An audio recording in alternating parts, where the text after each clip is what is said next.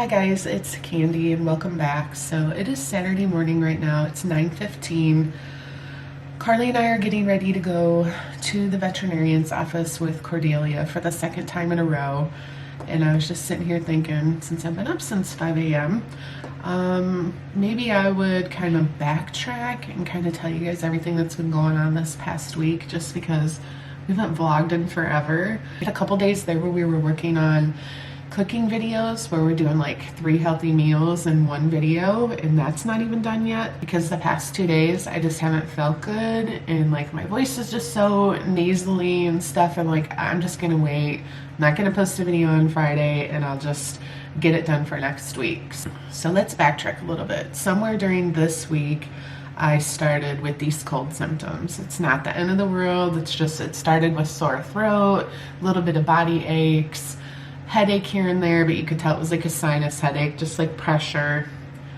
And then one minute my nose would be stuffy, the next minute it's just draining.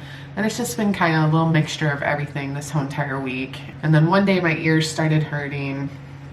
I was like, okay, if I feel like this tomorrow, I'm gonna go to urgent care. And I woke up, my ears weren't that bad. And since we've been dealing with so much pet drama this week, I blew it off. And I told Ken it was kind of crazy. I'm like, isn't it funny how like your pets get sick and you go and you spend like hundreds of dollars to take care of your pet, but I'm like, I don't have time to go to urgent care for $75 to make sure that I don't have like strep throat or something, you know what I mean? Or ear infection, whatever. I'm getting better, and I know I don't have strep throat because my throat's not that bad, and my ears don't hurt at all today. So first of all, we had Pippa, who just wasn't acting herself. She kept doing this thing where she kept going like this over and over, trying to like get to her butt. But she's a Pomeranian and she's a little bit on the heavier side, so she can't really get to her butt.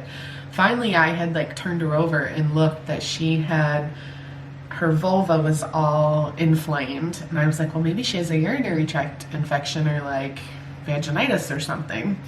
So take her into the vet, and come to find it out, her vulva was just swollen because she was doing so much scooting from trying to scratch her butt because she had impacted and infected anal glands. I know that's super disgusting. I'm sorry to throw that at you, but gave her antibiotic. Well, first they like cleaned her anal glands, express them, whatever they do.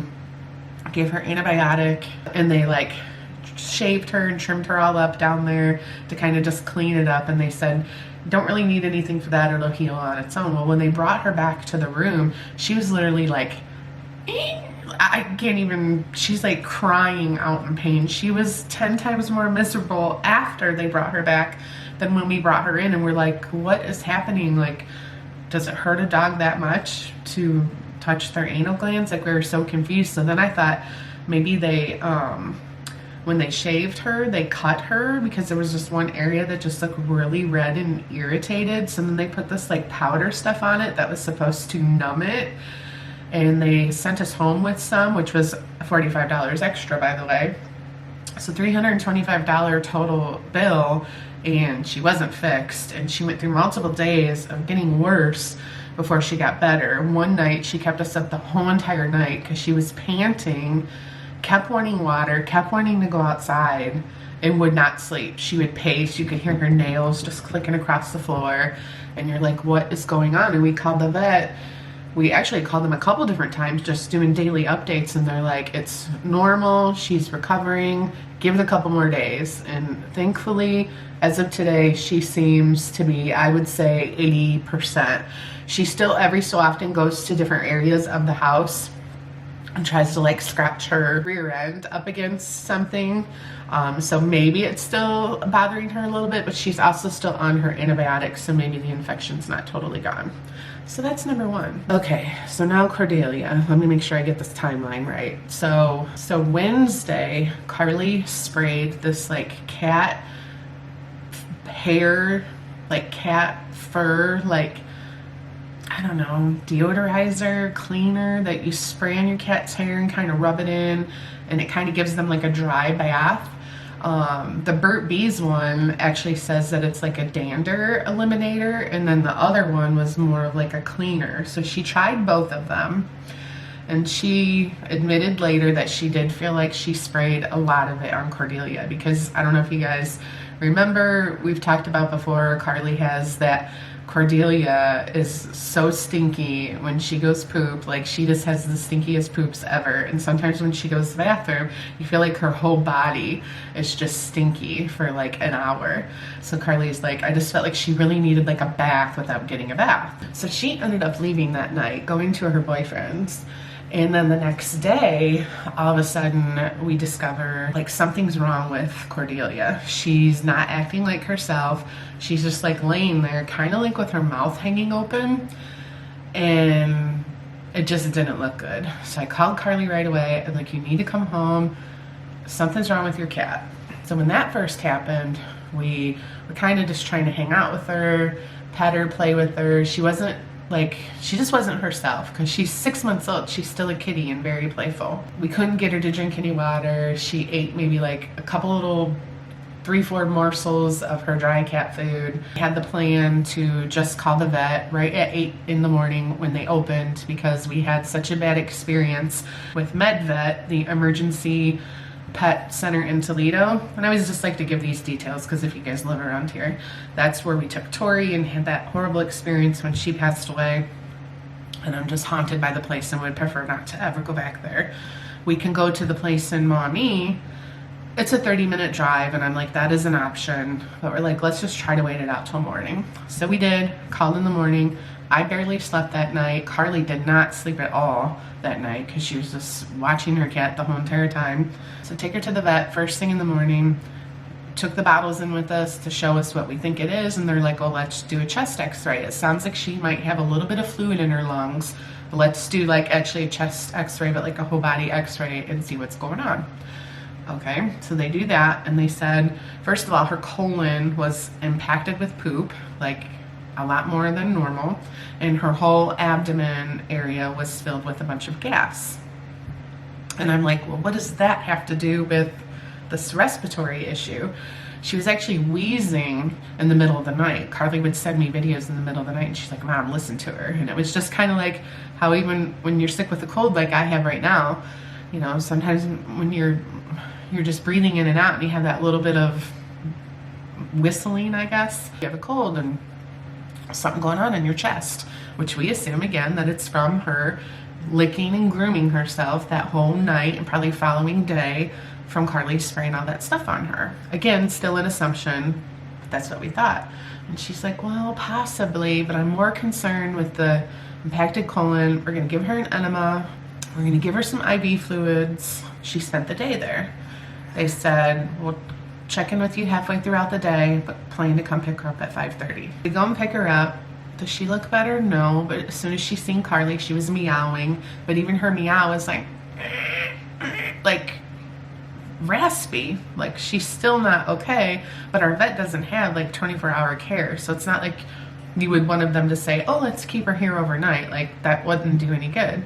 So it was basically like they sent her home with the anti-nausea medicine. They sent her home with a pain medicine, which we haven't even got that prescription filled yet. We have to get it from the pharmacy. I'm not even really sure if I quite understand why, but it was like we're sent home with all this stuff without really a lot of answers, but at the same time, I mean, it's a cat. She can't talk. She can't tell us what's wrong. She can't tell the vet what's wrong.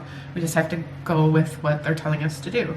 So she comes home, and she's still not doing better. I mean, to me, she looks horrible. I mean, she's not breathing right. Her mouth, the vet said, be sure you watch for open mouth breathing.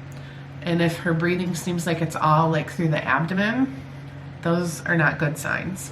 Well, almost all her breathing is her mouth hanging open. And every so often she'll go, like she's trying to like gulp for air. I mean, it's frightening watching her. Karli has not slept at all the whole entire night. I don't know. Like I said, I wasn't even going to film any of this stuff. It like wasn't just on my mind to share any of this, but I'm really just having a hard time processing what's happening. And it's scary, and like I've felt nauseous all morning. I just wish that there was like positive progress or improvement, and there's not, and I just don't know what to think. I'm just sharing where we're at with everything. All right, so we were back home. That was definitely informative. Very thorough exam. They changed up her meds a little bit. They said no more of the gabapentin because they actually think that's kind of what made her just like so super drowsy and not want to eat or drink yesterday or like through the night. Really checked like her throat and her ears and like her esophagus. She doesn't have a temperature, just all over. Like I said, very thorough, and feel that it's just like a really bad upper respiratory like sinus infection caused by those body sprays. So like it's almost like her nasal passages are inflamed, kind of like mine right now when we get sick. And so that's why her mouth is open, because she can't breathe through her nose.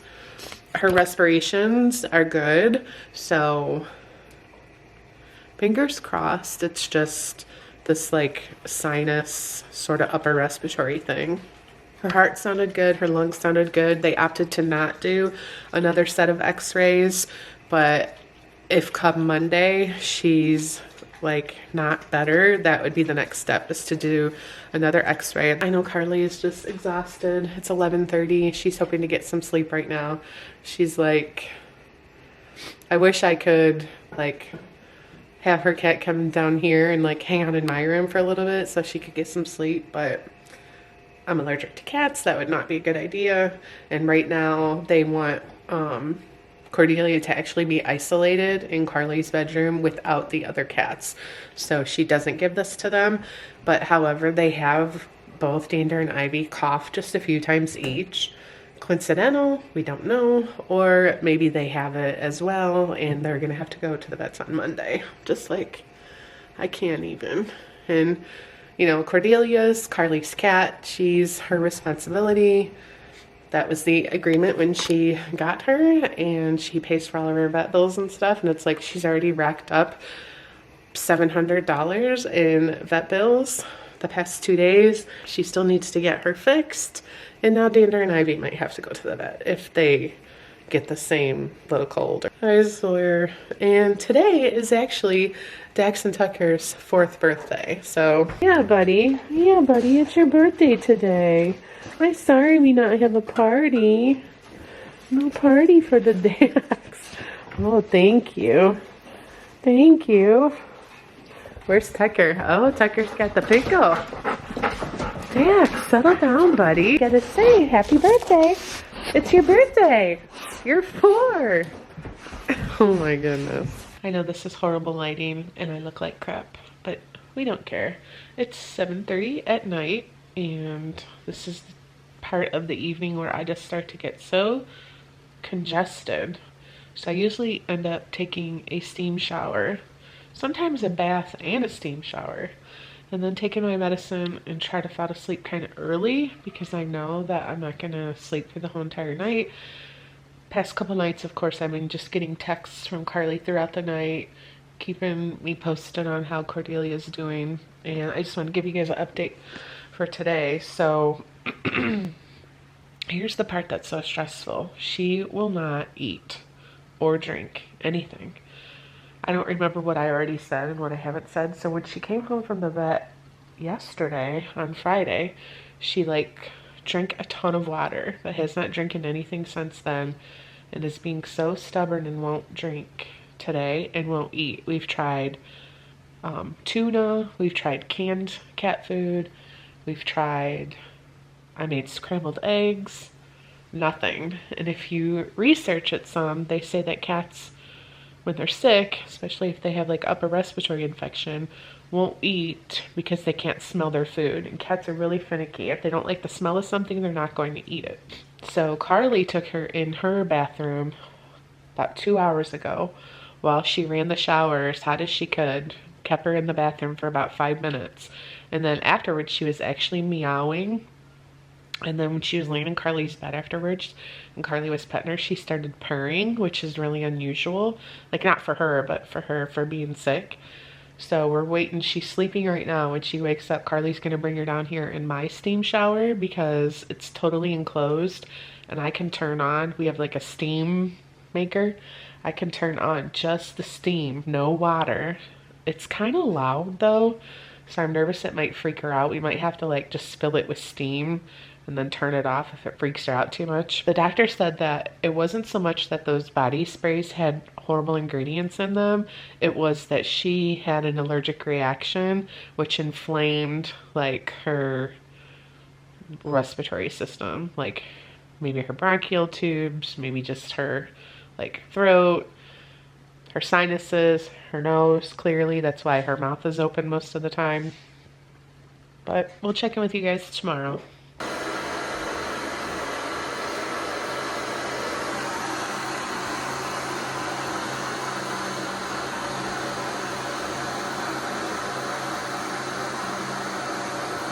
Hey guys, so it's Sunday. I just wanted to give you a little update to wrap up this video. So last night about 2 in the morning, Karli texted me and said that Cordelia started eating on her own.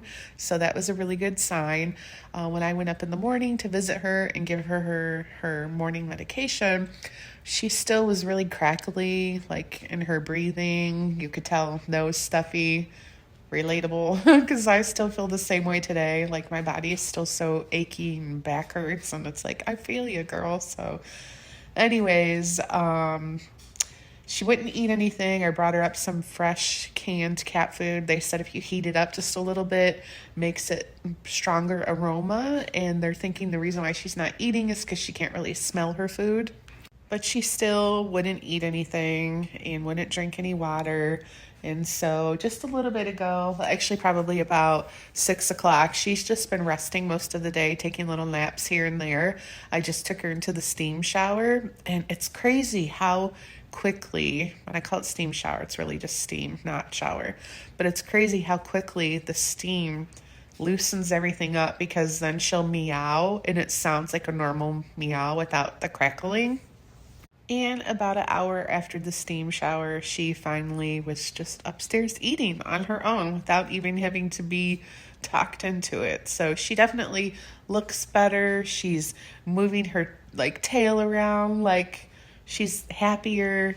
So I think we're on the mend. It's just she's still not 100% yet, but I feel like we're finally out of the woods. Like I wasn't even going to share the footage of how poorly she was doing that first day or two, because literally she looked like she was dying. And now that she's better, I can say that without feeling guilty. Like it looked horrible. It looked so bad. I was like, this is really bringing back memories of when Tori had her heart problem and like wasn't breathing right. It was just horrible. I think she's gonna be okay. Like I said, not fully recovered, still has the cold and the stuffiness, but I'm gonna do the steam shower one more time before I go to bed, just so hopefully she'll have a good night's sleep, and hopefully we all just wake up in the morning feeling better. This is like going on, I don't even know how many days for me, but I'm just ready to like be back to my normal self, and I'm hoping for everything to get back on schedule this week. I decided I'm going to post this video on Monday because it'll be a lot quicker and easier for me to edit when I wake up Monday morning. And then our video with the 3 healthy recipes that we've been working on. Actually, I have to do one more of the recipes. I'll do tomorrow, pending, fingers crossed, I feel better.